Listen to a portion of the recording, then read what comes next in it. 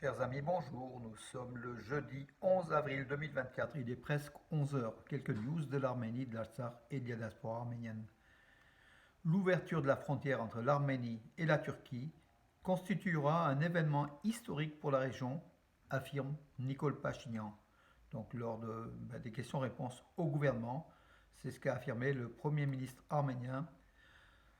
Je dirais à voir, parce que l'ouverture des frontières entre l'Arménie et la Turquie posera bien d'autres problèmes aussi qu'on n'imagine pas aujourd'hui, l'ampleur de ces problèmes avec un pays, la Turquie, qui va inonder le marché agricole arménien. Et puis, il n'y a pas que ça, en fait, il y a tout le reste qui s'en suivra. Donc, voilà, l'Arménie vit depuis pratiquement 30 ans, depuis 93, plus de 30 ans, 31 ans, sous le blocus turco-azéri. Et l'Arménie affiche des taux de croissance économique très importants. Voilà. Donc, conclusion, on peut vivre sans l'ouverture de la frontière arméno-turque. Alors, je ne sais pas pourquoi on désire autant ouvrir la frontière arméno-turque. L'Arménie, donc le 14 mars, l'Arménie a remis à l'Azerbaïdjan la huitième édition du traité de paix. C'est ce qu'a affirmé aussi le Premier ministre arménien. Donc voilà, donc le huitième G, la huitième correction remise à l'Azerbaïdjan qui n'a pas encore répondu. Donc c'est aussi à voir.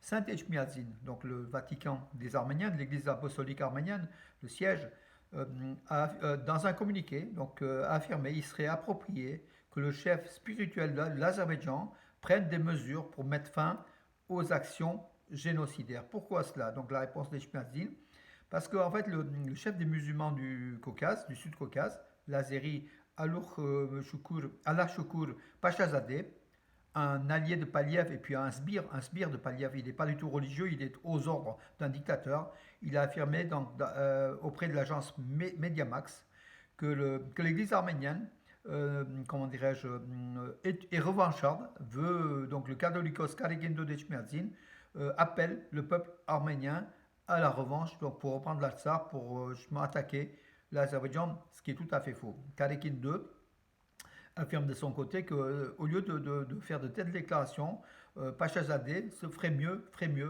s'il est réellement religieux, s'il est réellement, comment dirais-je, logique dans son esprit, déjà de protéger le patrimoine arménien vandalisé, le patrimoine religieux arménien vandalisé, et puis aussi le peuple arménien qui a été victime d'exactions, il aurait dû dénoncer, ce qu'il n'a pas du tout fait. Aujourd'hui, il donne des leçons à notre catholicos Karekin II, le nôtre ou le vôtre, voilà. Voilà, donc il n'a pas à faire ce genre de demande, de déclaration haineuse contre l'Arménie. Ça montre quand même toute l'allure de ces religieux azéris qui sont aux ordres d'Aliyev, qui reçoivent bien sûr des pots de vin par millions, voire par milliards, et qui obéissent bien sûr au dictateur. Tout ce que Aliyev veut dire, il le fait dire par ces religieux. Voilà, voilà. Donc ce chef donc musulman donc chiite ou alors même les oudiques, l'église chrétienne où ils sont quelques centaines en fait, ils sont aux ordres justement du dictateur Aliyev. Près de Nerkin Khanzolesk, donc c'est dans la région de Sunik en Arménie, donc un berger arménien qui était à la recherche de son troupeau s'est égaré, s'est retrouvé en Azerbaïdjan. Donc voilà, des tirs des deux côtés de la frontière, des gardes frontières ont tiré des deux côtés. Donc voilà, semble-t-il un Azéri a été blessé, un garde frontière azéri a été blessé. Et le berger en question, il est revenu, il a été remis par les Azéris aux autorités arméniennes. Voilà une affaire qui se termine bien pour ce berger qui était à la recherche de ses troupeaux, donc voilà, qui a franchi la frontière, les frontières qui ne sont pas, comment on est, figées, qui ne sont pas inscrites. On ne sait pas en fait si on se trouve en Arménie ou en Azerbaïdjan, surtout quand il fait pas beau. Et voilà, on est vite égaré. Voilà donc aussi le retour. Donc au moins une histoire qui se termine bien. Nicole Pachinian a encore une fois donc hier affirmé pas de course aux armements de l'Arménie avec l'Azerbaïdjan. Nous avons une proposition à faire. Donc la proposition, c'est le retrait miroir au niveau de la frontière, le retrait de quelques kilomètres de chacun ou quelques centaines de mètres de chacun des gardes frontières azerbaïdjanais et arméniens. C'est là la solution de paix, selon Nicole Pachinian, mais l'Azerbaïdjan n'a pas pour l'heure accepté. Parce qu'il a quand même affirmé que Nicole Pachinian, la course à l'armement, si l'Arménie fait, l'Azerbaïdjan investit des dizaines de milliards de dollars donc, dans l'armement, donc sera investira de toute façon plus que l'Arménie. Voilà aussi, à ce jeu-là, l'Arménie n'a pas non plus à gagner. Elle peut avoir des armements pour sa défense, hein, il faut dire, voilà, il faut quand même armer l'Arménie, mais à un certain niveau, puisqu'à un autre niveau économique, l'Arménie ne pourra pas suivre la tendance de l'Azerbaïdjan, qui a des ressources financières du fait de son gaz russe et de son pétrole qu'il exporte. Nous appelons Yerevan et Bakou à réduire les discours belliqueux. Les problèmes doivent être résolus dans le cadre des accords Poutine-Pachinian-Aliev, affirme Moscou. Donc la porte-parole du ministère des Affaires étrangères de Russie l'a déclaré. Bien sûr, Moscou veut récupérer l'Arménie, veut récupérer l'Azerbaïdjan, l'Azerbaïdjan est déjà dans le camp russe, et que l'Arménie s'en écarte. Donc Moscou veut récupérer l'Arménie pour faire des négociations, des pseudo-négociations, pour essayer de gérer l'Arménie et l'Azerbaïdjan. C'est le désir comment dirais-je, de Moscou, de Poutine, hein. Voilà, c'est ce qu'a déclaré hier Madame Zakharova, la porte-parole du ministère des Affaires étrangères de Russie. Alors toujours Pachinian, il a déclaré que ce qui s'est passé au Haut-Karabakh était une conspiration visant à mettre l'Arménie à genoux. Voilà, donc une conspiration, bien sûr, une grande conspiration, avec le blocus, avec le corridor de la Chine qui aurait dû être logiquement libéré par les Russes qui ne l'ont pas fait.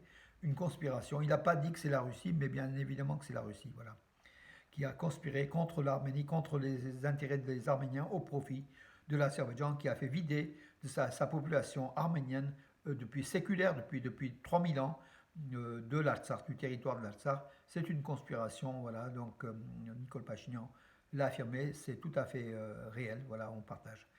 Dimitri Peskov, qui est le conseiller de Poutine, hein, a répondu à la déclaration de Nicole Pachinian sur les relations arméno-russes. Voilà, donc lui, bien sûr, Moscou considère que donc Pachinian a dit que nous n'avons fait aucune erreur dans nos relations avec la Russie. Si on a fait une erreur, il faut que Moscou nous le dise. Peskov a réfuté en portant le fardeau, le poids de la faute sur Nicole Pachinian, un gouvernement qui s'écarte de la Russie, qui se rapproche de l'Occident. Voilà aussi comment dirais-je, voilà l'argument de Moscou qui a pourtant commis des fautes envers l'Arménie, son partenaire stratégique, qu'il a même trahi, hein, il faut quand même le dire.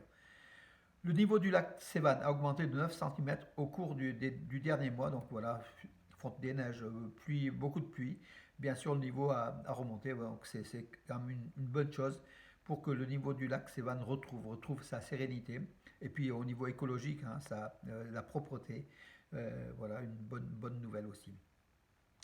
Artyom Simonian, un ex-international arménien qui joue aujourd'hui à Khabarovsk, un Arménien de 28 ans, il a affirmé que pour les fans arméniens, à ne pas critiquer Arsène Zakharov pour son refus de jouer au sein de la sélection nationale d'Arménie.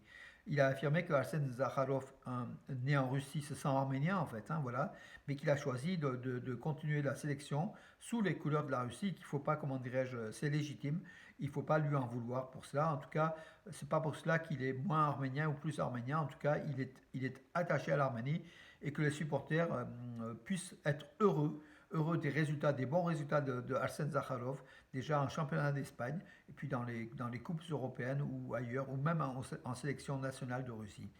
Voilà une bonne nouvelle. Et aujourd'hui, mes amis, on attend encore donc en super lourd, en Coupe du Monde d'haltérophilie. Ça se passe à Phuket en Thaïlande. On attend deux Arméniens, Lalayan et deux Arméniens pour des visas olympiques. Il y en a un des Arméniens, donc les Arméniens avaient 5 haltérophiles à cette Coupe du Monde qui délivrait des visas pour Paris 2024. Voilà, c'est le dernier tournoi. L'Arménie a droit à trois places. A priori, donc là, une des places a été retenue par, je crois que c'est Garabedian. En tout cas, il reste encore deux places et sans doute en super lourd. Les Arméniens seront deuxième, troisième, ou premier et deuxième de toute façon. Ce sont les plus forts, hein, en super lourd, les Arméniens. On aura sans doute aujourd'hui, on connaîtra aussi des deux qualifiés au JO sous les couleurs de l'Arménie. Donc ça fera trois haltérophiles. En plus de tout le reste, on donnera la liste dans peu de temps. Voilà mes amis pour aujourd'hui. Je vous donne rendez-vous à demain et bonne journée ensoleillée. Voilà, pensons à l'Arménie, à l'Artsakh, au peuple arménien. Et puis au 24 avril qui se rapproche, donc mes amis, partout en France. Allons manifester. Voilà, aujourd'hui, bien sûr c'est le génocide. Mais au-delà du génocide, c'est le génocide actuel des Arméniens, c'est la lutte des Arméniens pour l'Artsakh, pour les frontières de l'Arménie, pour la sécurité de l'Arménie, c'est l'existence même de l'Arménie. Voilà, il faut aussi manifester, lutter, demander justement la reconnaissance du génocide, mais au-delà, la reconnaissance du droit légitime du peuple arménien à vivre sur ces terres d'Arménie et de l'Artsakh, et voilà, et même en Arménie occidentale, toutes nos terres qui représentent quand même à peu près 400 000 km². Et voilà, il faut aller dans les rues, il faut manifester, parce que c'est facile de critiquer en restant à la maison, mes amis, mais aller sur l'espace public, manifester, c'est un acte beaucoup plus fort que de rester derrière son écran ou derrière son téléphone à critiquer, à dire oui, mais de toute façon, ça sert à rien. Ça sert, oui, bien sûr. Il faut être dans la rue, marquer notre solidarité à l'Arménie, à l'Artsakh, au génocide, à la mémoire de nos 1 500 000 victimes du génocide de 1915, qui continue aujourd'hui encore, parce que l'Arménie et les Arméniens n'ont pas terminé encore avec d'être génocidés. Hein. Donc ils sont au seuil du moment où il y a une Turquie de à peu près 80 millions d'habitants et avec l'Azerbaïdjan qui est derrière et un pantouanisme qui est anti-arménien, qui a la haine des Arméniens, le génocide peut se reproduire à tout moment. En tout cas, ce gouvernement d'Ankara et de Bakou sont de la même lignée que des Talat Pacha et de Cemal Enver Pacha, et même, je dirais, même Atatürk, hein, qui a continué et qui a en plus intégré des jeunes Turcs au sein de son gouvernement. Voilà, mes amis, pour aujourd'hui, il faut y aller, les Arméniens sont debout, ils sont là, il faut revendiquer, revendiquer, revendiquer, et ne pas dire excusez-nous, nous sommes dans la rue, on ne fera pas de bruit. Si, les Arméniens ont le droit de revendiquer, surtout dans cette France-là, pays ami, hein, mes amis. Voilà, bonne journée et à demain.